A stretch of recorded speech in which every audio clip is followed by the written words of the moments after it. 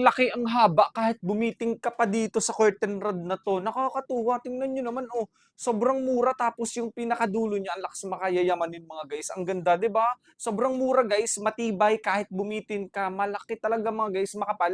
Hindi siya kumikilo, hindi siya yung tipong parang mababali kapag mabigat, kapag malaki yung mga kurtina, yung mga curtain na ginagamit niyo. Kaya talagang sobrang perfect nito sa malalawak, sa malalaking, bintana ninyo mga guys. Pero siyempre may maikli, may katamtaman at may mahaba. Ito yung pinili ko mga guys, nasa 150 cm to 300 cm kasi mahaba yung bintana namin dito.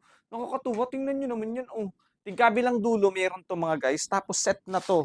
Kasama na din 'to mga guys, oh, ikakabit mo na lang talaga, tatlo na 'yan para talaga hindi lumundo. Tapos eto yung pinakang ilalagay niyo sa wall para pagkakabitan nito mga guys, set na 'yan kaya talagang nakakatuwa. Napakamura. Tingnan niyo naman, oh, mga guys, sobrang ganda. Gold 'yan, may black, may silver, tapos etong gold yung pinili ko.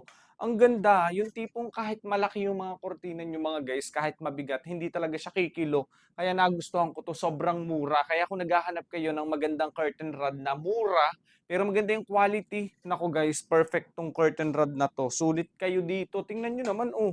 Kaya napa-check out ako nitong curtain rod na 'to. Talagang magagamit namin siya dito kasi mahaba, malawak yung bintana namin dito.